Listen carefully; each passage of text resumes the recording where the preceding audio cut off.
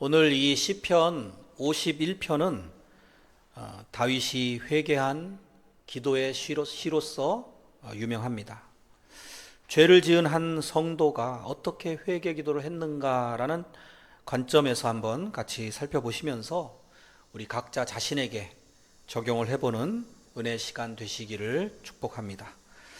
우리가 다윗을 생각할 때 즉시 떠오르는 인물 하면 골리앗이 있죠. 다윗과 골리앗. 보통 이렇게 세상 사람들도 다들 상식적으로도 많이 일컬어지는 인물입니다. 그런데 또 한 사람, 중요한 다윗과 결부해서 우리가 기억해야 될 인물이 있다면은 누가 있습니까? 다윗의 일생일대에 오점을 남기게 된 죄악의 사건, 그 중심 인물이라고 할 수 있는 밧세바라고 하는 여인이 있죠. 그런데 제가 이제 이 말씀을 준비하면서 골리앗과 이 밧세바 두 사람을 한번 떠올리면서 비교를 해봤습니다. 그랬더니 상당히 흥미롭더라고요. 우선 외적으로 보면은 골리앗은 아주 우락부락한 정말 남성 중에서도 남성이라고 할 수 있는 장수 아닙니까? 그런 거인이고, 밧세바는 모르긴 해도 굉장한 미인이었을 거예요. 다윗이 한눈에 반했을 정도로 아름다운 여인이었고요. 또 골리앗은 다윗을 향해서 힘으로 다윗을 굴복시키려고 했던 인물이라고 하면, 밧세바는 다윗이 오히려 힘으로 굴복시켰던 여인이었던 것이죠. 그리고 다윗이 골리앗을 만났을 때는 그가 아직 젊은 청년의 시골 무명인이었습니다. 그런데 밧세바를 만났을 당시는 이제 가장 성공했던 시기라고 할 수 있는 전성기였던 왕의 신분이었습니다. 그런데 이 두 사람은 공통적으로 다윗의 생에 있어서 가장 중요하고도 큰 시험대였다라고 할 수 있습니다. 그 시험대에서 골리앗을 향하여서는 다윗이 믿음을 가지고 내가 만군의 여호와의 이름으로 너에게 나아간다라고 하면서 승리를 거머쥐었죠. 하지만 밧세바를 만났을 때는 이 죄의 유혹을 이기지 못하고 영적 전투에서 비참하게 패배하고 말았던 것입니다. 나라적으로는 암몬과 전쟁을 치르던 당시였습니다. 어느 날 오후 다윗이 한가롭게 낮잠을 자고는 옥상을 거닐고 있었습니다. 그런데 저기 멀리 옥상이니까 주변 뜰이 보였겠죠. 한 여인이 목욕을 하는 것을 보게 됩니다. 다윗이 자신의 권세와 지위를 이용해서 그 여인을 오게 했죠. 그리고 유부녀라는 사실을 알게 되었으면서도 자기 욕구를 채우고 맙니다. 그리고는 얼마 지나지 않아서 밧세바가 덜컥 임신했다고 하는 소식이 들리게 됩니다. 그런데 이때 다윗의 해결책을 보면요, 참 이 죄에 빠진 한 인간이 얼마나 철저히 무너질 수 있는가, 또 얼마나 교묘하게 죄악 가운데 빠질 수 있는가라는 것을 생생하게 목격하게 됩니다. 다윗은 이 사건을 해결하기 위해서 더 큰 죄악을 저지르는 겁니다. 일단 전쟁에 참전하고 있던 이 밧세바의 남편 우리아를 전쟁터에서 불러옵니다. 휴가를 줘요. 그러면은 밧세바하고 이제 잠자리를 가지게 될 것이니까, 그렇게 됐을 때 아이가 태어나면 그것은 이제 우리아와 밧세바 사이에서 난 아이로 이렇게 생각하게 만들려는 전략이었습니다. 그런데 이 우리아가 너무나 충성스러운 신하였어요. 전쟁터에서 지금 자기 동료들이 사생결단, 죽음을 무릅쓰고 고생을 하고 있는데 나만 편안하게 이렇게 휴가를 보낼 수 있겠는가 해가지고 와가지고 그 성문 근처에서 병사들하고 같이 밤을 새고 또 잠을 청하는 거죠. 그러니까 다윗이 이거 도저히 안 되겠구나. 그래서 그 충성스러운 우리아를 불러가지고 그에게 서찰을 하나, 명령서를 하나 요압 장군에게 전달하라고 줍니다. 근데 그 서찰 속에는 뭐가 들려있냐면은 이 서찰을 가지고 온 우리아를 가장 최일선에다가 내보내가지고 싸우게 하고 병사들은 좀 빠져라 이거죠. 그럼 어떻게 됩니까? 혼자서 감당할 수 없잖아요, 적군을.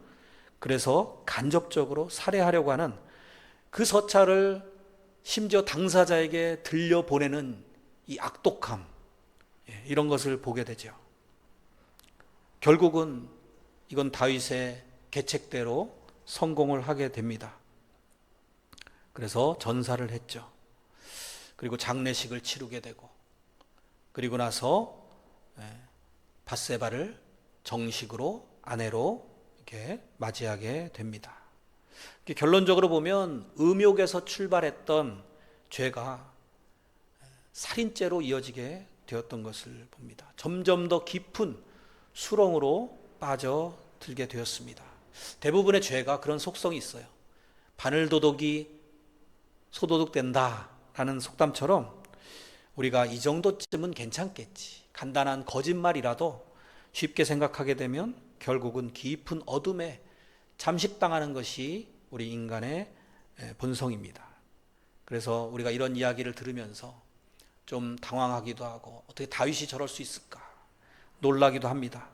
사람이 어떻게 인간의 탈을 쓰고 저렇게까지 철저히 무너질 수 있는가 혐오감을 가지기도 합니다만, 그래서 우리는 이런 이야기를 들으면서도 또 뉴스에서 살인 사건을 보면서도 그건 나와는 사실은 별 상관없는 이야기야 라고 쉽게 넘어가기도 합니다. 다윗도 그렇습니다. 나단 선지자가 다윗을 찾아와서 한 나쁜 사람 이야기를 전해줬어요. 어떤 부자가 있었는데 그는 포도원도 가지고 있고 양떼도 많이 거느린 부자였습니다. 그런데 옆집에는 어린 양 한 마리를 거의 자식처럼 애지중지 키우는 한 가난한 사람이 있었다는 것입니다. 그런데 하루는 부자의 집에 손님이 찾아왔어요. 그러니까 이 손님을 대접하기 위해서 이 부자는 자기 양들은 아깝다고 죽이지 않고 그 이웃의 가난한 사람의 양을 뺏어가지고 손님을 대접했다라고 이야기를 했습니다. 이 이야기를 들었을 때 다윗의 반응이 어땠습니까? 어떻게 그런 나쁜 사람이 있는가라고 하면서 죽여야 된다라고 사형 선고를 내렸습니다. 근데 이때 반전이 일어나죠.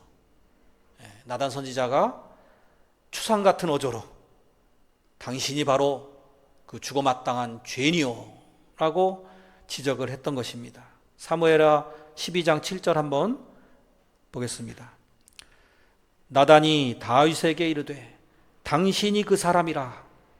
이스라엘의 하나님 여호와께서 이와 같이 이르시기를 내가 너를 이스라엘 왕으로 기름 붓기 위하여 너를 사울의 손에서 구원하고. 다윗이 그 나쁜 사람 이야기를 들었을 때는 별로 자신은 그렇지 않다라고 생각을 했던 것입니다. 우리도 어쩌면 이 다윗처럼 지금 다윗이 저지른 죄에 대해서 들었을 때에 별로 그것은 내 일은 아니다, 나는 안 그래 라고 하는 생각을 하지 않았습니까? 그런데 하나님께서는 당신이 바로 그 사람이다, 너도 똑같은 죄인이다 라고 말씀하시는 거예요. 이거를 우리가 항상 염두에 둬야 되겠습니다. 왜 굳이 다윗에 대해서 좋은 이야기만 성경에 실었을 수도 있는데 이런 참 부끄러운 사건을 기록해 놨을까? 그 하나님의 마음을 우리가 생각해야 됩니다. 다윗도 역사 속에 이 부끄러운 과거를 숨기고 싶었을 겁니다. 그런데 하나님께서는 오히려 그것을 우리의 반면교사로 삼게 만드셨습니다. 믿음의 조상이라고 하는 아브라함도 그렇고요, 또 모세도 그렇고 욥도 그렇고 이 다윗까지 어찌 보면 하나님께서는 우리에게 우리는 철저히 죄인이다라고 하는 것을 말씀하고 싶으셔서 이러한 샘플로 삼아 놓으시지 않았을까 하는 생각을 하게 됩니다. 우리가 언제 예수님을 만나게 됩니까? 우리 자신이 죄인이라는 사실을 깨달을 때 만나게 되는 것이죠. 그리고 하나님과 우리와의 이러한 차이점을 알게 하십니다. 아무리 위대한 인물이라고 해도 그가 신이 아닌 이상 실수하고 죄 짓는 것이 본성이다. 하나님 같은 사람은 없다라는 것을 알게 하십니다. 그리고 그러한 죄인도 사랑하시는 하나님이시라는 것을 또 보게 되는 것이죠. 그래서 이렇게 이제 나단의 그 지적을 듣고 나서 다윗이 어떻게 했는지를 또 한번 보겠습니다. 깨닫고 난 후에 다윗의 반응이 사무엘하 12장 13절 이하에 나옵니다. 다윗이 나단에게 이르되 내가 여호와께 죄를 범하였노라 하매 나단이 다윗에게 말하되 여호와께서도 당신의 죄를 사하셨나니 당신이 죽지 아니하려니와 이 일로 말미암아 여호와의 원수가 크게 비방할 거리를 얻게 하였으니 당신이 낳은 아이가 반드시 죽으리이다 하고 나단이 자기 집으로 돌아가니라. 우리아의 아내가 다윗에게 낳은 아이를 여호와께서 치심에 심히 앓는지라. 이 뒤에는 이제 죽게 되는 것이죠. 다윗은 내가 여호와께 죄를 범하였습니다 라고 이제 반응을 했습니다. 자신이 왕이라고 해서 권세를 부리거나 또 자기는 죄를 짓지 않았다거나 이렇게 변명하지도 않았습니다. 그래서 회개하니까 하나님이 어떻게 하셨죠? 용서를 해주셨어요. 하지만 죄에 대한 값은 치르게 하시는 이러한 공의로우신 하나님의 모습을 보게 됩니다. 그리고 자식이 죽는 것으로 이 심판의 스토리는 마무리가 됩니다. 그리고 난 이후에 다윗의 삶을 보면 다시 이러한 음행의 죄를 짓지 않는 변화된 성숙한 모습을 보여주고요. 또 하나님의 마음에 합한 사람, 하나님 마음에 맞는 사람이라고 하는 이러한 평가를 얻게 됩니다. 근데 이때에 이 자신의 참 부끄러웠던 그 죄와 그것을 회개했던 경험을 가지고 쓴 시가 바로 오늘 시편 51편인 거예요. 자, 그럼 다윗이 구체적으로 어떤 깨달음들을 얻었고 또 어떻게 하나님께 회개 기도를 했는가라는 것을 살펴보도록 하겠습니다. 첫 번째로는 기도의 대상입니다. 1절 한번 같이 읽어보겠습니다. 하나님이여 주의 인자를 따라 내게 은혜를 베푸시며 주의 많은 긍휼을 따라 내 죄악을 지워 주소서.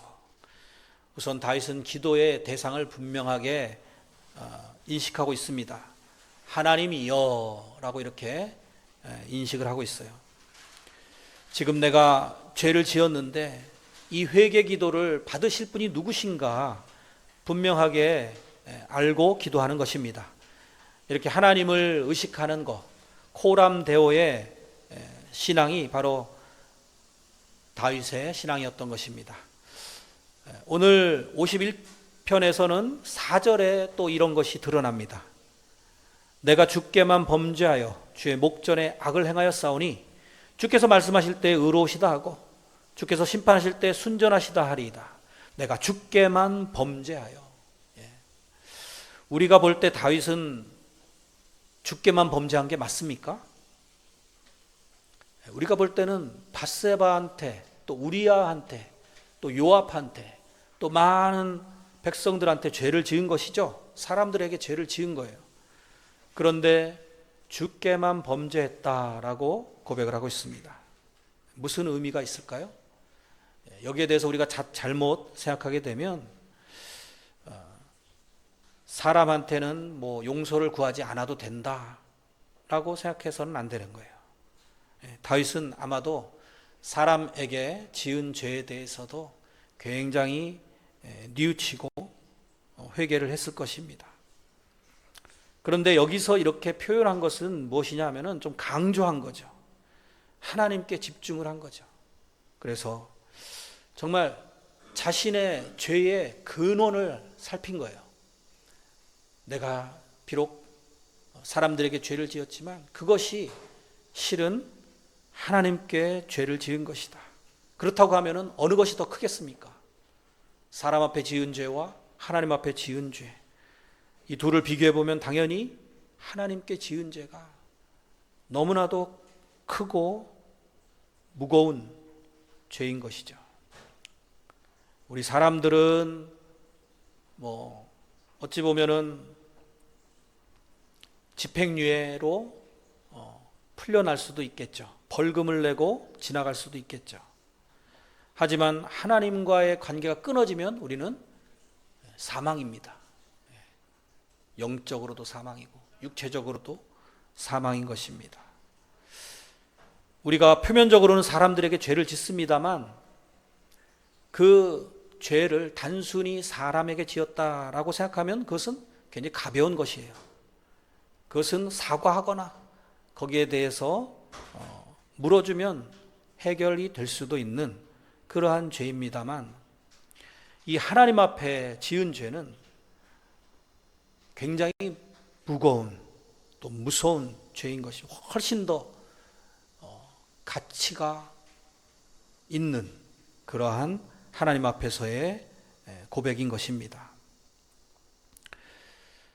예를 들면은 그렇게 비교해 볼 수 있을 것 같아요. 돈으로 우리가 생각할 때, 물론 이걸로도 정확한 비교는 아닙니다만 하나님 앞에 지은 죄는 1000억의 죄를 지었다라고 생각하면 사람에게 지은 죄는 1000만원의 죄를 지었다라고 생각해 보면 여러분 1000억의 죄를 지었는데 지금 1000만원이 들어옵니까? 아니죠.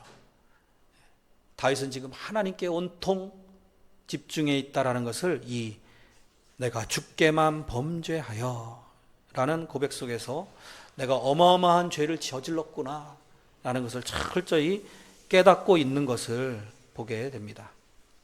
이렇게 우리가 죄에 대해서 민감해지면 우리 사람들에게 지은 죄의 그 이면에 있는 하나님을 보게 되는 거예요. 그래서 쉽게 행동하거나 쉽게 마음을 먹거나 죄를 저지르지 않을 수가 있는 것입니다. 하나님과의 관계가 바로 서 있으면 우리가 죄를 멀리할 수 있어요. 근데 관계가 틀어지면 또 하나님을 잊어버리게 되면 우리가 죄에 쉽게 굴복당하게 되는 것이죠. 이 다윗에게 있어서 하나님에 대한 이러한 죄의식, 이것을 철저히 했던 것이 그가 하나님의 마음에 합한 자다라고 하는 평가를 듣게 된 굉장히 중요한 계기가 아닌가 싶습니다. 이 사건을 계기로 오히려 다윗의 신앙이 추락한 것이 아니라 그때부터 다윗은 오히려 신앙이 성숙해져 가는 계기가 되었던 것입니다. 그래서 우리가 사람 앞에 짓는 죄, 그거보다 더 중요한 것을 볼 수 있어야 돼요. 요셉이 그랬죠. 창세기 39장 9절입니다. 이 집에는 나보다 큰 이가 없으며 주인이 아무것도 내게 금하지 아니하였어도 금한 것은 당신뿐이니 당신은 그의 아내임이라. 그런즉 내가 어찌 이 큰 악을 행하여 하나님께 죄를 지으리이까. 여기 분명히 보디발 장군의 아내의 유혹에 대해서 다윗은 내가 어떻게 하나님 앞에 죄를 짓겠냐고 이렇게 이야기를 하는 것을 보죠. 그러니까 그 아내는 지금 아무도 모른다. 자기 남편도 지금 없지 않느냐. 이런 식으로 생각을 했지만 하나님은 보고 계시다라는 것이죠. 오히려 하나님은 우리의 중심, 우리의 마음속까지 다 꿰뚫어 보시기 때문에 그 하나님 앞에 우리가 어떻게 죄를 지을 수가 있느냐라는 이런 생각을 해야 된다는 거예요. 이게 바로 신전신앙, 코람데오예요. 한편 누가복음 15장에 나오는 탕자는 이렇게 또 회개의 고백을 했습니다. 21절에 아들이 이르되 아버지 내가 하늘과 아버지께 죄를 지었사오니 지금부터는 아버지의 아들이라 일컬음을 감당하지 못하겠나이다. 여기 보면 뭐라고 되겠어요? 하늘은 하나님을 말하는 거죠. 하늘과 아버지께. 저는 사실은 이 고백이 다윗의 고백보다 더 좋게 다가옵니다. 하나님께도 죄를 지었고 또 아버지께도 죄를 지었습니다. 즉 사람 앞에서도 죄를 고백하고 시인하며 그리고 그 죄의 근본인 근원적인 하나님 앞에서의 회개하는 모습을 우리가 가져야겠습니다. 두 번째로는 이 기도의 대상이 이제 분명하게 인식을 했다면은 그 기도의 대상인 하나님께서는 어떠한 분이신가, 어떤 속성을 가진 분이신가를 알아야 됩니다. 하나님이 어떤 분이십니까? 크게 보면 두 가지죠. 하나는 공의로우신 분이십니다. 그래서 이 공의로운 속성에 따르면은 죄에 대해서는 엄중히 심판을 하셔야 되는 거죠. 오늘 이 본문의 1절에는 암시적으로만 들어있고 하나님이 공의로우신 분이다라는 것이 직접적으로 표현되어 있지는 않지만 어쨌든 공의로우신 분 앞에 내가 죄를 회개한다라고 하는 이 사실 자체가 하나님의 공의의 속성을 다윗이 충분히 인지하고 있었다라는 것을 알 수 있죠. 그리고 또 하나님 어떤 분이십니까? 공의와 또 두 가지 양대산맥이라고 할 수 있는 사랑의 속성을 가지신 분이시죠. 이것은 1절에 여러 단어들로 표현되고 있어요. 인자, 은혜, 긍휼 이런 단어들로서 표현되고 있습니다. 인자는 헤세드 여러분 여러 번 우리 다루지 않았습니까?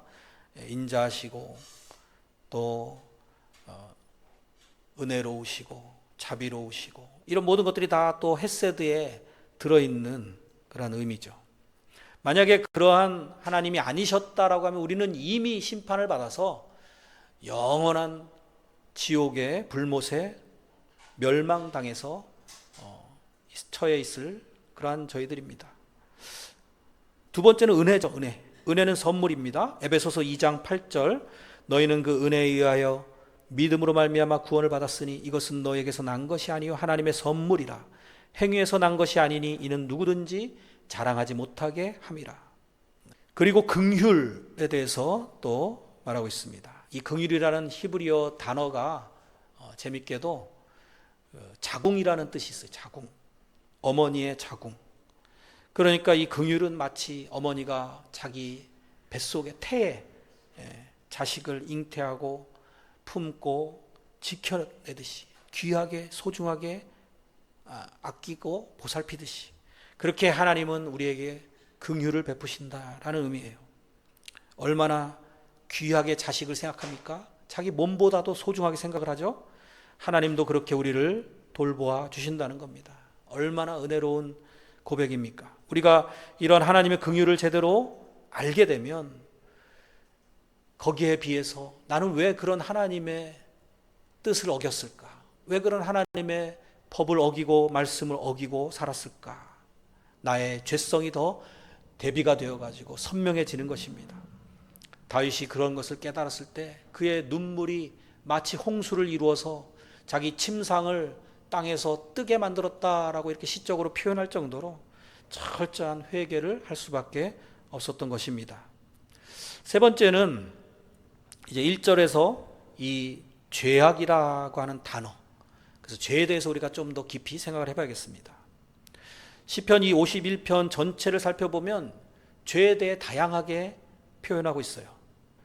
3절에는 무릇 나는 내 죄가를 아오니 내 죄가 항상 내 앞에 있나이다. 여기 죄과 죄 이러한 단어들이 보면은 어떤 뜻이냐면 죄가는 죄의 결과, 죄책 이런 것을 포함하는 뜻이라고 볼 수 있죠. 그리고 죄는 하나님께로부터 벗어난 거, 빗나간 거, 어떤 관역에서 빗나간 거 이러한 것이 죄입니다. 또 1절에 그 죄악 이런 것은 뭐냐면은 하나님을 배반하고 반역한 거 이러한 의미들이 들어 있습니다. 또 14절에 보면은 하나님이여 나의 구원의 하나님이여 피 흘린 죄에서 나를 건지소서.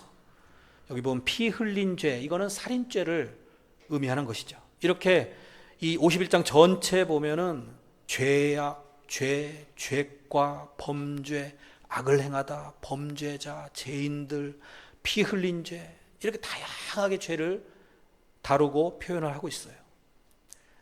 왜 그랬습니까? 다윗은 그만큼 어느 거 하나에도 내가 걸리지 않는 것이 없는 죄인이다. 자기는 철저하게 전적으로 타락한 자이다. 이것을 표현한 거예요. 온통 죄악투성이라는 거죠. 심판받아 마땅한 자였어. 나는 이 무거운 책임을 벗어날 수 없다라고 하는 믿음의 고백인 것입니다.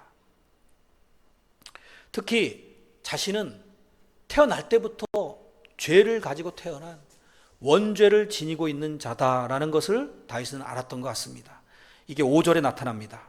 5절, 내가 죄악 중에서 출생하였으며 어머니가 죄 중에서 나를 잉태하였나이다. 다윗이 지금 자기가 짓는 이러한 일시적이고 한순간의 찰나적인 죄뿐만이 아니라 나는 죄를 아예 가지고 태어난, 우리의 유전자 속에 아예 그냥 품고 태어난 존재론적으로 죄인이다라고 깨달은 것입니다. 이것은 굉장한 신학적이고 성경적인 기독교적인 세계관을 가지고 있었던 것이죠. 나기 전부터 나는 죄인이었다. 이렇게 뼛속까지 죄인이다라고 고백을 하고 있어요. 이것은 자기 죄가 이건 내가 지으려고 해서 지은 게 아니라 나는 원래부터 부모님으로부터 그런 죄성을 물려받아서 죄를 지은 겁니다. 이렇게 변명하려는 의도가 아니겠죠. 오히려 자신의 죄에 대해서 더 깊이 인식을 했다는 것을 보여주는 것이죠. 또 자기 어머니를 비방하기 위한 그러한 말도 아니에요.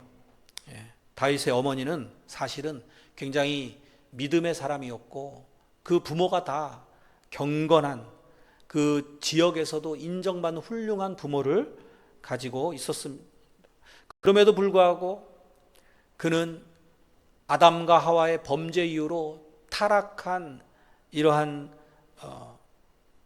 하나님의 형상을 잃어버린 죄인이라는 것을 자각했던 것입니다. 그로 인해서 애통을 하고 있는 거예요. 애통하는 자는 복이 있죠. 사람은 누구나 죄인이기 때문에 우리 인간에게서는 우리 인간의 어떤 힘으로, 행위로 의로워질 수 없는 존재다라는 것을 이 다윗이 벌써 깨달았던 것입니다. 네 번째로는 이제 자기 자신에 대해서도 그리고 철저히 자기의 죄를 직면했습니다. 다윗에 있어서 자기의 죄, 그러니까 남의 죄가 아니라 또 남 탓을 전혀 하고 있지 않다라는 것을 주목해 봐야 돼요. 우리는 다 누군가에게 좀 죄를 전가하려고 하고 핑계를 대려고 합니다. 핑계 없는 무덤이 없다라고 하는 속담도 있죠. 핑계 없는 무덤이 없다. 근데 다윗은 핑계를 하지 않았습니다. 3절에 보면 물은 나는 내 죄가를 아오니 내 죄가 항상 내 앞에 있나이다. 항상이라는 또 표현을 하였잖아요. 항상 그러한 죄라고 하는 존재 앞에 살아가고 있다. 죄성을 지니고 있다. 이런 자기의 죄에 대해서 깊이 인식을 했던 것입니다. 이 인식이 언제 끝나는 거죠? 이 항상이 언제 끝나는 거죠? 결국 죽음과 더불어서 이 죄악은 비로소 끝이 날 것입니다. 다윗의 회개에서 그가 정말 다윗에게 배울 좋은 면은 바로 남 탓을 하지 않았다라는 거죠. 그 여자가 하필이면 왜 그 시간에 대낮에 거기서 목욕을 해가지고 하나님 제가 100% 잘못은 아니지 않습니까? 한 7대3 정도 되지 않겠습니까? 뭐 이런 식으로 생각하지 않았다라는 거예요. 아담은 어땠습니까? 하나님께서 짝지어 주신 그 여자가 꼬셔서 내가 죄를 지었지 않습니까? 이렇게 항변했죠. 또 하와는 어땠습니까?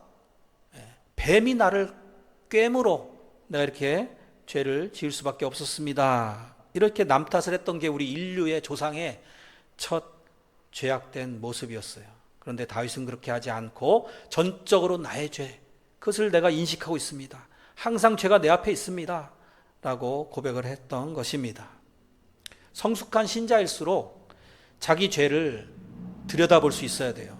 그래서 겸손해지기 마련입니다. 예를 들면 이사야 선지자는 아마도 당대의 이사야 선지자가 그래도 그 사람들 중에서는 굉장히 거룩하고 의롭고 훌륭한 사람이었을 것입니다.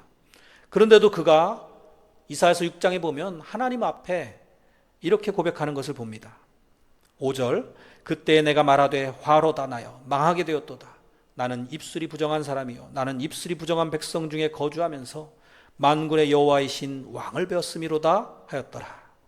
자기 자신이 얼마나 참 죄인인가 라는 것을 생각하면서 망하게 되었다. 자기 스스로 저주를 퍼부을 정도로 자기의 죄성을 깊이 들여다본 것입니다. 사람들은 자기 죄가 이렇게 얼마나 참 심각한 것인가 라는 것을 깨달을 때 굉장히 두렵겠죠. 먼저 드는 생각은. 하지만 하나님의 자비가, 하나님의 긍휼과 하나님의 그 사랑이 그것을 덮고도 남을 정도로 충분하다는, 여기에 우리가 희망이 있고 위로가 있는 것입니다. 만일에 죄가 우리 머리털만큼 많다라고 하면 하나님의 긍휼은 온 우주만큼 넓고 모든 별보다도 많은 것입니다. 할렐루야. 다섯 번째는 그의 이제 요청사항, 회개 기도의 내용을 한번 보면은 1절 다시 읽어보겠습니다. 하나님이여 주의 인자를 따라 내게 은혜를 베푸시며 주의 많은 긍휼을 따라 내 죄악을 지워 주소서. 하나님의 속성에 근거해서 내 죄악을 지워 주소서. 이게 바로 이제 자신의 그 요청사항, 호소, 하나님께 드리는 기도의 내용인 것이죠. 이것만이 하나님을 의지하는 죄인이 유일하게 할 수 있는 죄에서의 구원인 것입니다. 이 지워달라는 표현이 좀 특이하죠. 지워달라. 그것은 당시 풍습이 보면 누군가 죄를 지으면은 그것을 기록을 했어요. 근데 그 기록할 때 흙으로 만든 토판에다가, 요즘처럼 종이가 이렇게 흔한 그런 시기가 아니기 때문에, 또 뭐 요즘처럼 아이패드에다가 이렇게 남길 수도 없잖아요. 그래서 그렇게 토판에다가 써두었다가 죄를 이제 사함을 받으면, 또 변제를 받으면 그 토판을 깨트려 버렸다 그래요. 그게 바로 이제 기록이 지워지는 거죠. 그것을 기도한 것입니다. 우리는 우리의 죄에 대해서 어떻게 우리의 죄의 기록이 삭제가 될 수 있죠? 예수 그리스도의 보혈의 공로를 힘입어서 우리가 하나님의 자녀가 되었고 죄 사함을 얻은 것이죠. 이것은 이신칭의의 구원이라고 할 수가 있죠. 그렇게 이렇게 보면은 이 1절을 깊이 묵상해 보면 여기에 진정한 회개의 자세와 어떤 회개의 어떤 요소들이 다 녹아져 들어 있어요. 죄가 무엇인지를 철저히 인식해야 되고, 또 하나님은 어떤 분이신지를 알아야 되고, 그리고 그 하나님과 나와의 관계는 어떤 관계인가, 그리고 나 자신의 죄악의 이 모습들을 솔직하게 직면하는 것, 이런 것이 다 포함된 게 1절의 고백이라고 볼 수가 있습니다. 우리 스스로는 죄사함을 받을 수 없다라는 이러한 인식, 그래서 심판받게 받을 자격이 없는 우리지만 하나님께서는 우리를 죄를 지워주실 수 있는 분이시다 라고 하는 고백까지 나아간 거죠. 끝으로 우리 이제 한 단계 더 나아가서 이 다윗의 회개가 어디로 가는지를 봅시다. 2절, 나의 죄악을 말갛게 씻으시며 나의 죄를 깨끗이 제하소서. 그러니까 1절에서 이제 죄의 기록을 지워 주시옵소서라고 간구한 것은 오늘날 신약 성도들에게 이제 적용을 하면 이신칭의의 구원 그리고 속죄라고 볼 수가 있습니다. 예수 그리스도의 핏값으로 인해서 우리의 죄가 다 이제 하나님 앞에 죄값을 치루었고 그리고 구원을 받았다라고 하는 것이라고 하면, 이 2절에 씻어주소서 하는 표현은 뭐예요? 그냥 기록을 단순히 삭제하는 게 아니라 우리의 죄를 그야말로 이제 다 정결하게 씻어버리는 겁니다. 우리의 이 잘못을 우리의 어떤 죄악된 습관, 습성, 성품까지 완전히 변화받기를 원하는 간구라고 할 수 있습니다. 그래서 이제 죄사함을 받았으면, 이신칭의에 하나님이 의롭다고 인정을 해주시고 용서를 받았으면 그 이후에 구원받은 삶도 역시 거룩해야 된다는 것을 보여주는 것이죠. 그 이후에도 계속해서 죄를 짓고 똑같이 반복된 그러한 실수들을 저지르는 것이라고 하면은 바로 죄 씻음까지 완전히 받지 못한 상태다라고 할 수 있습니다. 그래서 우리가 이제 성화의 삶을 살아가야 되는 거예요. 거룩을 이루어가는 삶을 살아가야 되는 것에 대한 간구다라고 할 수 있겠습니다. 우리의 더러운 죄성을 이제 모두 다 사해 주시옵소서, 이러한 갈망이 들어있는 것입니다. 실제로 다윗의 이 기도 이후의 삶이 달라졌다고 했죠. 그가 완전히 거룩에 힘썼고 그 이후의 삶을 보면 이런 밧세바를 범했던 것과 같은, 우리아를 죽였던 것과 같은 그러한 실수를 하지 않는 것을 봅니다. 굉장히 조심조심 살았겠죠. 우리는 죄를 다룰 때 하나님 앞에 뭐 회개 기도하면 되지 뭐 이렇게 가볍게 생각할 것이 아니라, 정말 이 다윗이 그 이후에 철저하게 자기의 죄를 자각하고 거기에 대해 어떤 합리화하지 않고 남을 탓하지 않고 면피성으로 이것을 이용하지 않고 철저히 자기를 들여다보고 한 단계 한 단계 거룩해져가는 삶을 힘썼다라는 것을 우리가 교훈으로 삼아야겠습니다. 나의 죄를 지워주시고 이제 나를 깨끗이 씻어 주시옵소서, 죄악을 제하여 주시옵소서. 이러한 호소는 마치 우리 찬송가 가사에도 물 가지고 날 씻든지 불 가지고 날 태우든지 어떤 방법을 사용하시든지 정결하게 만들어 주시옵소서라고 하는 그 찬양 가사와도 비슷하게 그렇게 다윗이 지금 간절히 외치고 있다라는 그러한 느낌이 듭니다. 그래서 10절 같은 경우에는 아예 나의 이 본성을 새롭게 창조해 달라고 하는 이러한 호소까지 나아가는 것을 봐요. 우리가 기도가 이렇게 점점 깊어지는 거, 이런 것도 다윗에게서 배울 점이에요. 10절 보겠습니다. 하나님이여 나의 속에 정한 마음을 창조하시고 내 안에 정직한 영을 새롭게 하소서. 할렐루야.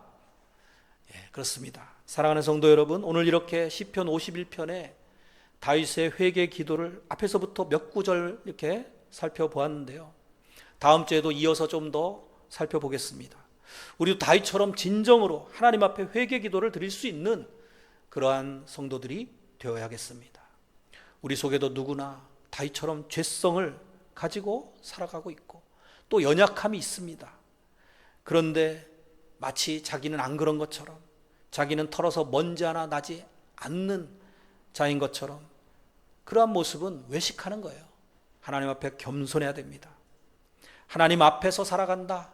항상 죄가 내 앞에 있나이다 라고 하는 이러한 죄에 대한 의식, 또 코람데오의 하나님 신앙, 이걸 가지고 공의로우신 하나님, 심판의 하나님 앞에 동시에 이러한 죄인인 나까지도 품어주시는 사랑의 하나님, 그 하나님의 속성을 근거로 우리 정말 성령의 도우심 가운데서 죄와 끝까지 싸워가시며, 그래서 이번 한 주간 이 말씀 기억하시면서 죄의 유혹이 찾아올 때 단호히 물리치시고 변화된 삶으로 하나님 내 안에 성령으로 도와주시옵소서, 나와 함께하여 주시옵소서, 성령 충만함 가지고서 승리하시는 저와 여러분들이 다 되시기를 주님의 이름으로 간절히 축원드립니다.